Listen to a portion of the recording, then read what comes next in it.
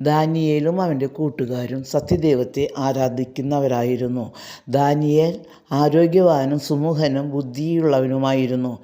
ഇവരെ രാജസേവനത്തിനു വേണ്ടി നെബൂഖദ്നേസർ രാജാവ് തൻ്റെ കൊട്ടാരത്തിലേക്ക് കൊണ്ടുവന്നു.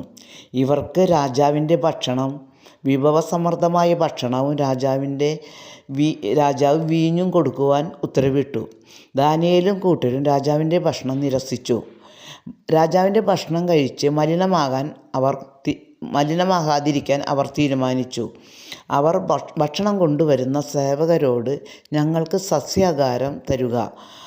അപ്പോൾ സേവകർ ഭയപ്പെട്ടു.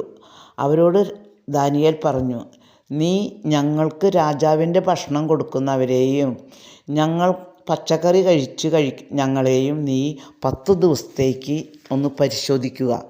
അങ്ങനെ സേവകർ 10 ദിവസം ദാനിയേലിനും കൂട്ടർക്കും സസ്യാഹാരവും മറ്റുള്ളവർക്ക് രാജാവിൻ്റെ ഭക്ഷണവും കൊടുത്തു. 10 ദിവസം കഴിഞ്ഞ് ഇവരെ പരിശോധിച്ചപ്പോൾ രാജാവിൻ്റെ ഭക്ഷണം കഴിക്കുന്നവരേക്കാൾ ആരോഗ്യവാരും ശക്തിയുള്ളവരുമായി ഇവരെ കാണപ്പെട്ടു.